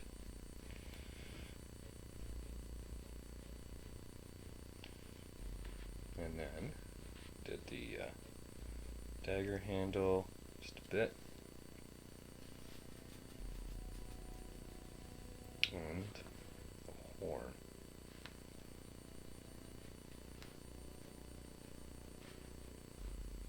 Okay.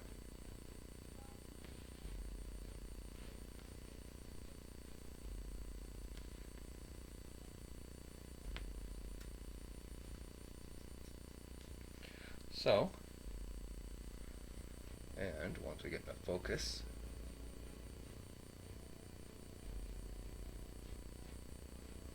see, looks good.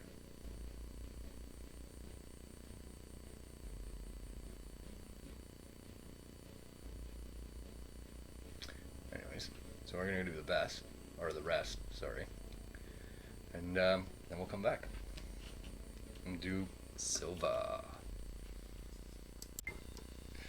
Alright, so we finished the brass, we've done the dry brushing on the handles and stuff like that. Next metallic that we're going to do is the metal. So we're going to base all the metal with lead belcher. Yes, the most common lead belcher. Then we're going to do a non-oil wash, and then we're going to highlight the edges of the weapons with iron breaker. We're also going to do a little bit of dry brushing on the helmets, just like we did the bronze. Anyways, alright, so we'll start with the lead belcher, and we're just going to do the same thing we did with the brass. Put a little bit on our wet palette,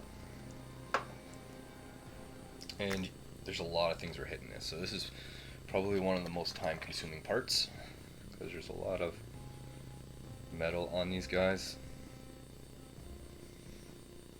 So we'll get through it though, guys. We're almost there. These guys are almost done. Right, and then you're gonna add a little bit of water just to smooth it. You always have to add water to your paints. All of them, even the thin ones, just do it. You know, you need that consistency.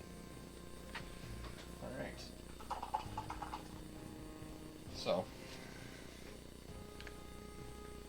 these guys have a lot of metal on them. So we got, don't forget, we've got the boots, right? They have to have metal on them. Some of them, the chest is all metal. Well, right, so we've got the boots, tons of stuff on his belt, his chest, some shoulder pads, the helmet, the sword. Some of them have the axes. So it's going to take a while to get all the metal on these guys. But we'll start anyways. I'm going to start with the boots first.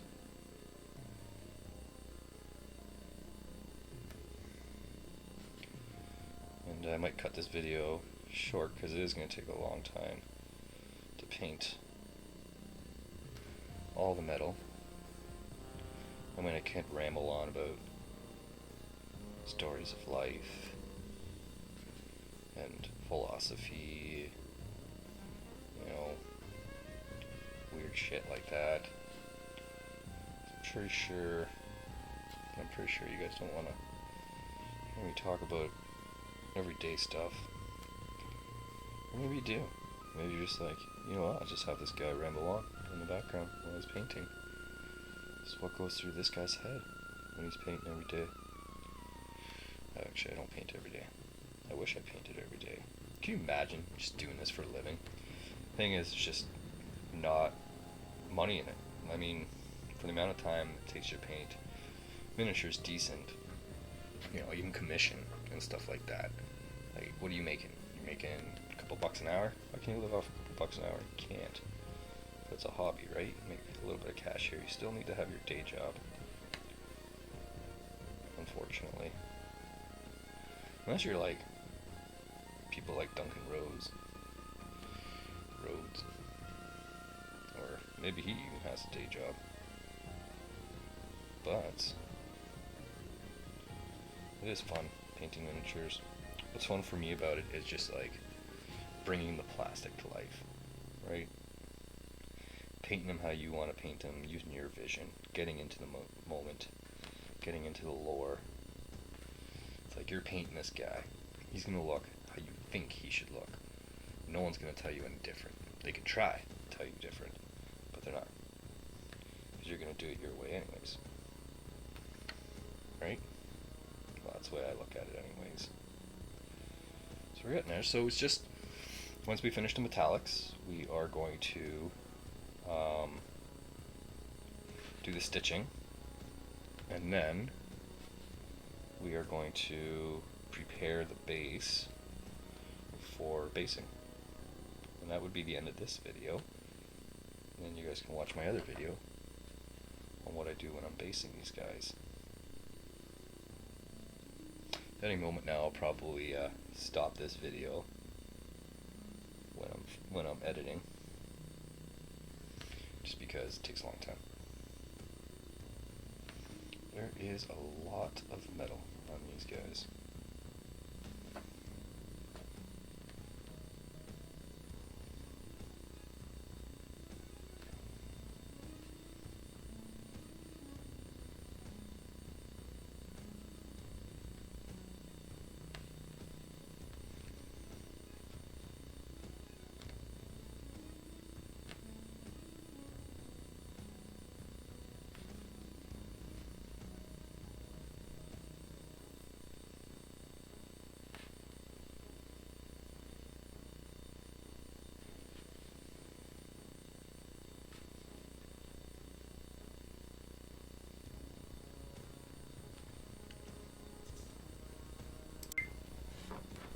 Alright, after that long break, not for you, but for me, of painting all these guys with the metallics, got all the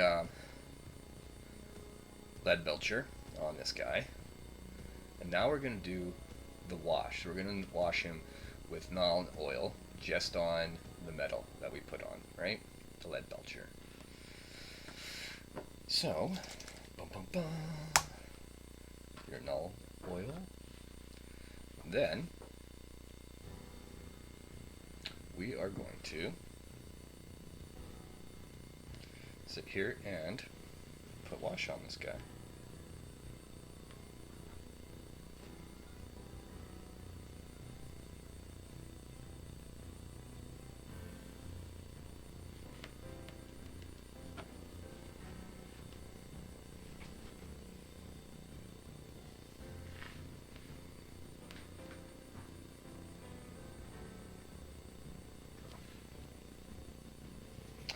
And make sure you don't forget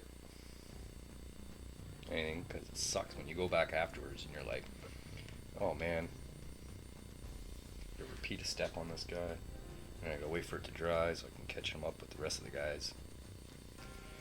So, shoulder, armor. What else did we do on this guy? Boots. Right, this gives the lead belcher great definition.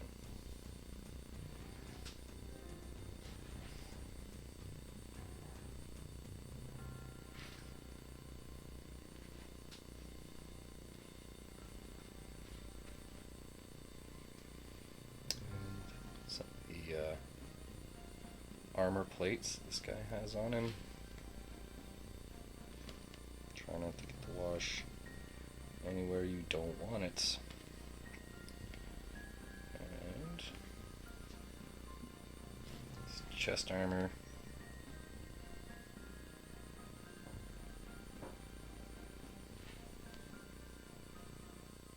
Now, I've also did the little tiny studs that stick out in the belt. You can put a wash on them, it dulls them, or you can just leave them. It's up to you. I usually do it anyways, but you don't have to.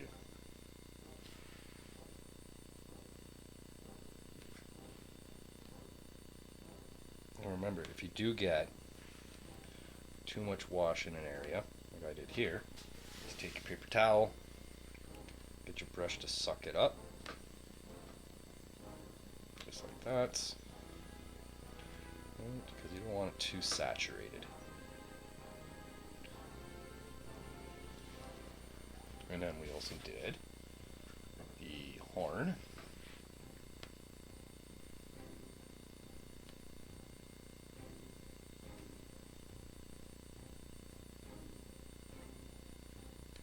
And this little weird tongue thing sticking out I did. And the helm. Watch, be very careful around the eyes. The eye holes, you don't want to fill them up with wash, so you just want to take the brush carefully around the helmet, around the facial area, so you're not ruining your beautiful paint job. You just did.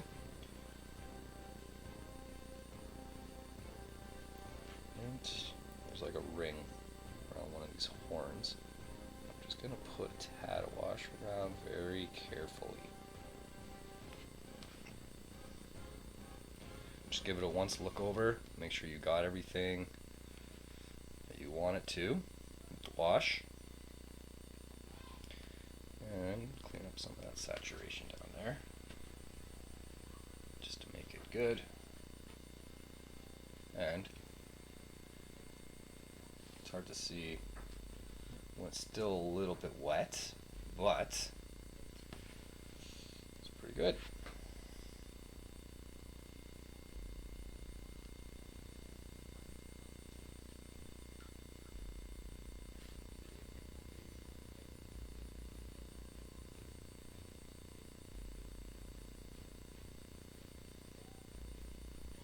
So,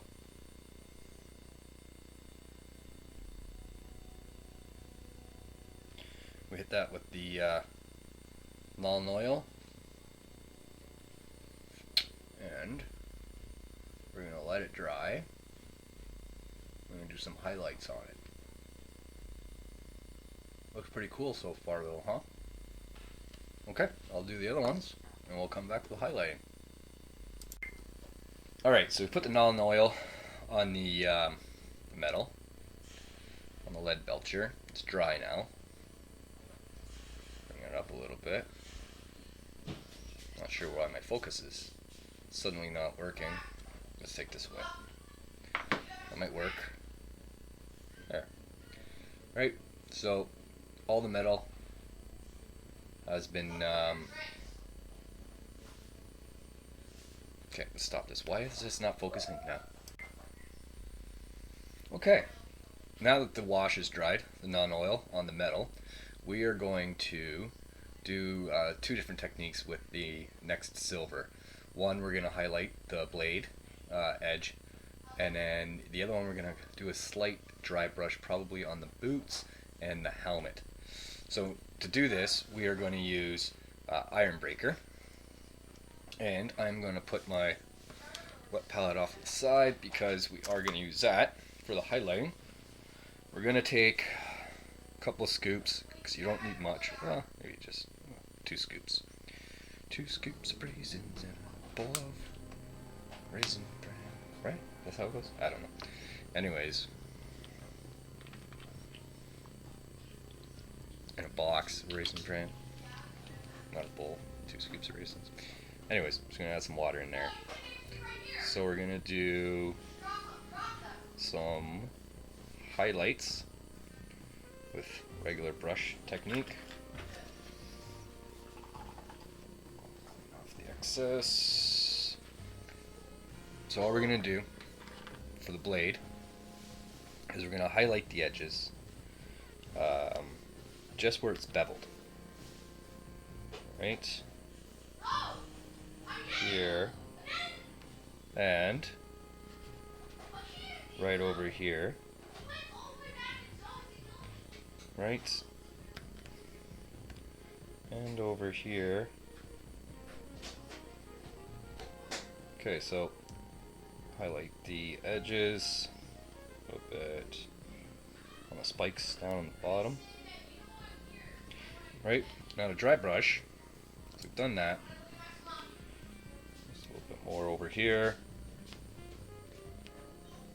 Okay, so do that to the edges of the blade. And then you're going to take dry brush, and the dry brushing, you are just going to take it right from the cap, the pot, dip your brush in a little bit, dry brush, just like we did the bronze, and you're going to give a slight dry brush to the helmet, just to give it some of its shine back, and the boots, right at the front of the boot. And this guy will do a little bit of a shoulder pad like that too, but that's about it. Alright, so doing that, got a bit of a highlight on the sword, right? And on the helmet, got a bit of shine on the top and on the boots. So we'll do this, and then we'll go to the next step. Alright, now that we have finished doing some dry brushing and highlighting with the light silver. This guy looks so awesome. Reminds me of Elder Scrolls Raiders. But anyways, yeah, it looks cool. Now we're going to do the stitching on some of this stuff. He's got some stitching on his arm that we're going to do as well. And we're going to do, with this, we're going to use Wraithbone White, or Wraithbone, and we're not going to wet this down, actually. I know I say wet down everything. We're not, but you don't want thin paint when you're doing this. And you want a fine point on your paintbrush, because you're just going to slightly touch the stitching. So you're just going to dip a little bit, and you're going to come as close to it as possible without pushing down on your brush. So you're just going to tag very slightly the stitching. Right? You just want to touch it. And the reason why I use Wraithbone for stitching is because I use a lot of earthy tones on this guy. And the white, that's like off-white, will definitely pop everything out. So I'm going to do this on the shoulder pads too. So this you don't have to slightly touch because it's a bit bigger. But look at in here. Looks good against the metal as well. So you just gotta be very careful. You know, prop your elbow down on something. So I've got my chair armrest at the right height so I can keep my elbow on it while I'm painting, so I'm not shaking. So you want to have a steady arm. It's very key. And then some stitching on the inside. Like I said, and if you need to wash your brush halfway through this to get that point back on it, go do it, because you don't want to risk losing that point on your brush. Like I said, you're just touching it. Just touching it. And then it's got some stitching on his chest armor. We're going to go in there, so just get a little bit of paint. You're not saturating the brush too much with it. And you're just hitting the stitches on this guy.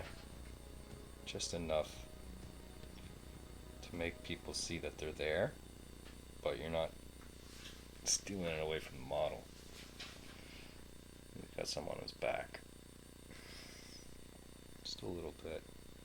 Like I said, a lot of people don't bother doing stuff like stitches on their models because they're so tiny. But I'm telling you, if you do it, people will be impressed. They'll look at it and they'll be like, what the heck? You even done the stitches. So, there you go. We've done the stitches on this guy. And you can see for yourself how it makes the wristband pop out. Right? That looks so good. Looks really good, actually. And on the inside and on the chest. Right? Holding all the little plates of armor together. And on his back. Once it focuses. There you go. That looks good. I'll do the rest of the stitching on these guys, and then we'll go to the final step, guys. Alright, so we finished the stitching. As you guys seen, doesn't look any different. Alright, now we're going to prepare these guys for basing. So, what I do is, the base that they're on, I'll paint them black with Vallejo black. This is probably the best black in the world. I have not had another black that works as best as Vallejo's black does. And we're gonna put a bit of water, and we're not gonna paint it with your regular paintbrush because that'll take too much time. So we water it down, right? And then use one of the dry brushes to paint with it. Right? We're just gonna clean it all up.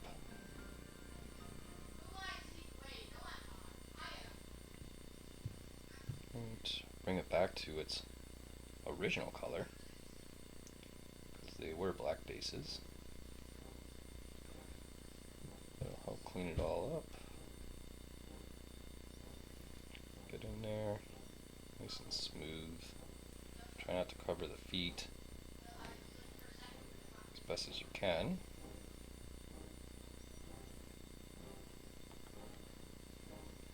Better position on it.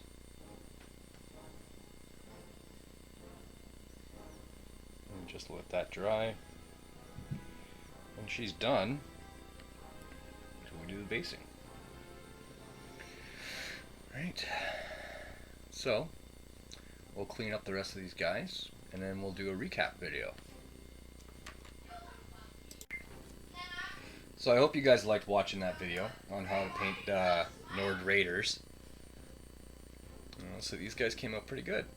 I'm happy with them. I hope you guys are happy with yours. If you guys painted along or you know, took some things out of this video to paint. But once I base these guys, I think they're gonna look pretty awesome. So if you guys want to see how I magnetize these bases with the stands that they come with, or you guys want to watch how I do the basing itself on these guys, you should check out my other videos. Yeah, these guys came out pretty cool. Alright guys, thanks for watching another video. Have a great day, and I hope you watch my other videos that are coming out. Take care.